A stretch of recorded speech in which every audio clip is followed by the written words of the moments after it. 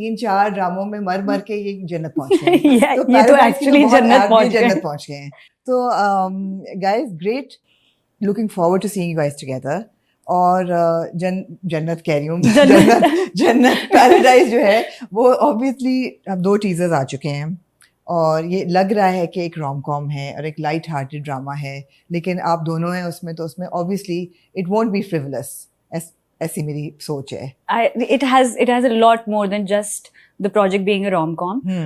बहुत स्टोरी है और जैसे कि हम बैठ के बात भी कर रहे थे, it has a message as well, जो कि अगर समझने वाले समझना चाहें तो हंसी मजाक में जो एक चीज़ मुझे लगता है यासिर ने इस कॉन्सेप्ट में रखी है, वो चीज़ मेरे ख्याल से मैसेज लोगों को समझ आ जाएगा। So Yasir, of course, is the co-writer and the director and the director and the producer. He's and the basically the producer. captain of the ship Right. and the maker of the ship. Right. So it has been a wonderful experience. मेरे लिए तो माशाल्लाह से दूसरा project है that I'm doing this with him. और जब उन्होंने मुझे कॉन्सेप्ट बताया था तभी मैंने उनको कहा था that I want to do this. तो उसके बाद फिर उन्होंने स्क्रिप्ट लिखवाई और सब कुछ। आपने उनको कहा कि I want to do this या उन्होंने आपको कहा कि नहीं, I want उन्होंने you to मुझे do this? सुनाया था कॉन्सेप्ट और okay. मैंने उनको कहा वाकई कि हाँ. I really want to do this. हाँ. And so basically he has a production house, Low IQ. So this is his first project as a director first serial. Last wala was Ek Thi Laila. एक थी लैला उनका नहीं था. Series, That was a short series. He directed that. Yeah. लेकिन as a producer, this is his first project. तो मुझे था कि a full-fledged serial. तो मुझे ये था कि मैं होना चाहती हूँ इसमें. Plus it was a good concept as well. Then why not? बिल्कुल. शुजा, आपको कैसा लग रहा है मरने के बाद जन्नत? बहुत अच्छा लग रहा है. मैं तो बहुत रिलैक्स हो गया इसके बाद, क्योंकि ऑब्वियसली लास्ट पिछले ड्रामे थोड़े इंटेंस थे. So I was looking forward to this one. और तीनों इंटेंस थे. खाई भी इंटेंस था. जी. तन्मन तो of course super intense था. बिल्कुल. And congratulations, what a great performance. Thank and you इतनी so critical acclaim milli. And then ऐश के जुनून भी बहुत इंटेंस था. माशाल्लाह. मगर आप तीनों में आप गुजर गए. मैंने अब रियलाइज की ये बात, मुझे पहले नहीं पता. और अब जब आपने तीनों की कहानी वो, क्योंकि of course I know the projects, अब मुझे रियलाइज हो रहा है तीनों में तो ये हयात ही नहीं थी. तो उसके बाद वाकई ये तो लिटरली जन्नत पे पहुंच गए थे. तो इमोशनली किया ना मैंने. तभी तो पैराडाइज है. तभी जन्नत में आए. मैंने एक ऑडियंस की नजरों में अब दिखा दे कि मैं जन्नत में हूँ. आप जन्नत में. Paradise. So yeah, the concept was so good. When I talked to Yasir, हमारी I think so I was in Lahore. Yasir called me. He was like, Shuja ये एक प्रोजेक्ट. अच्छा पहले तो मुझे यकीन ही नहीं आया कि यासिर हुसैन. मैंने कहा कुछ मेरे साथ प्रैंक तो नहीं हुआ. क्यों, क्या लगा आपको, कौन है? मैंने कहा कोई ऐसी तंग कर रहा होगा. Was I've been looking up to that guy for so long. Him and Ikra, उस पे तो मैं भी आता हूँ, इन पे तो मैं भी आया नहीं. But when he called me and he was like, ये प्रोजेक्ट है. मैंने कहा यासिर, मैं लिटरली यही मैनिफेस्ट कर रहा था इतने टाइम से कि कुछ लाइट होना चाहिए, कुछ रोम कॉम होना चाहिए. So yeah, बस बड़ी अच्छी ऑफर आ गई. क्या अपील थी कहानी में? आप दोनों ने कहा कि स्टोरी वाज वेरी स्ट्रांग, हमें बड़ी अपील की. हमें देखने वाले को तो लग रहा है रोम कॉम है. ठीक है. Sorry please.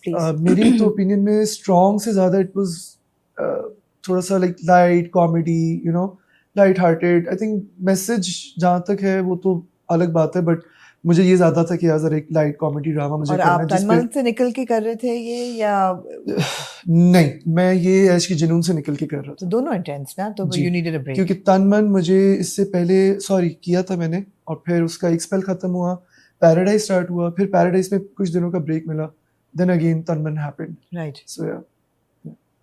और इकरा?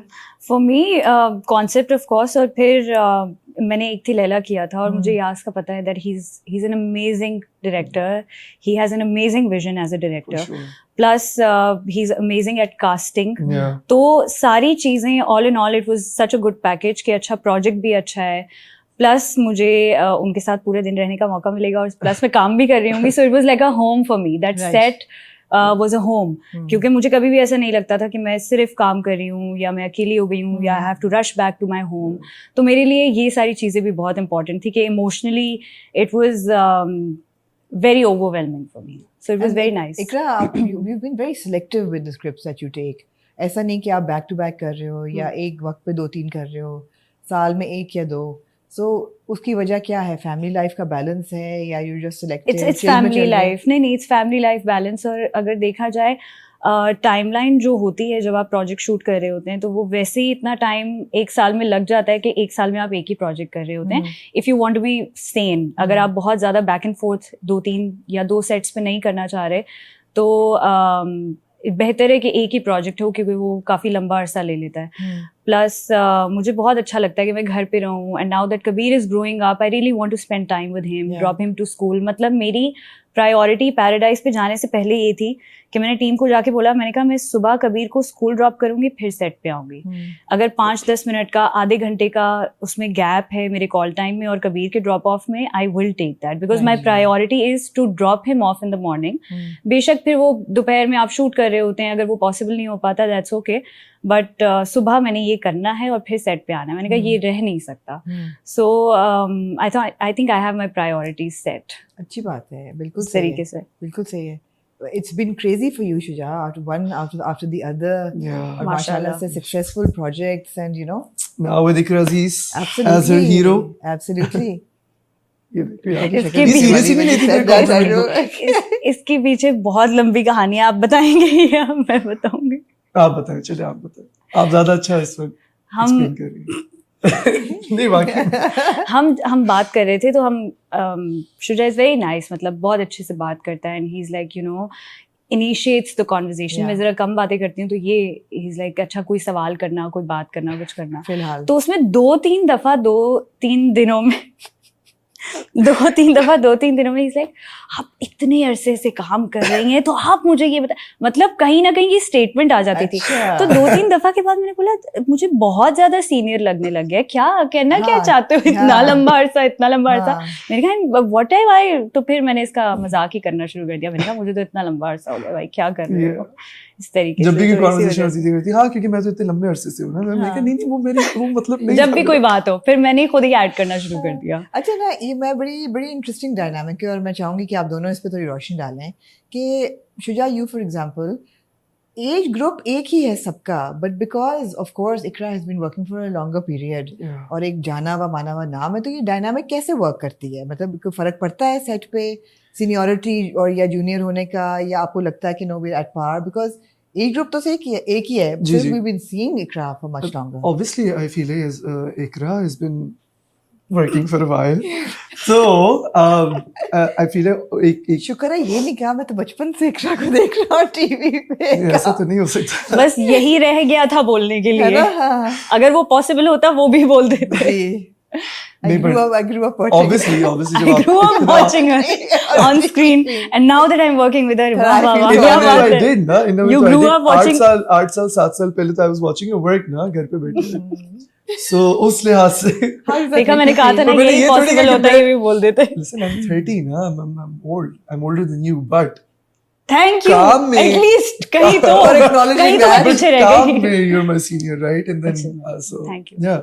Sorry, गुड पॉइंट्स मिलेंगे आपको. आपकी तारीफ किया, गुड पॉइंट्स मिलेंगे आपको मिल जाएंगे. हाँ. कि ये एज गैप या नहीं. I feel like obviously आप अपने काम से अपनी इज्जत तो बनाते हो, और इतने साल अगर आप कहीं पर लगाओ तो एक आपकी रिस्पेक्ट और आपकी एक औहदे तक पे तो आप पहुंच जाते हो for sure.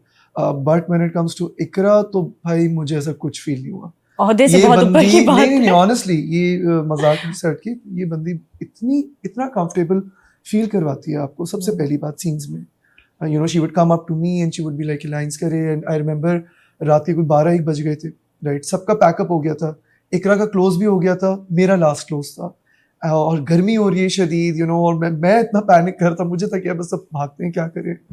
And Iqra was still there.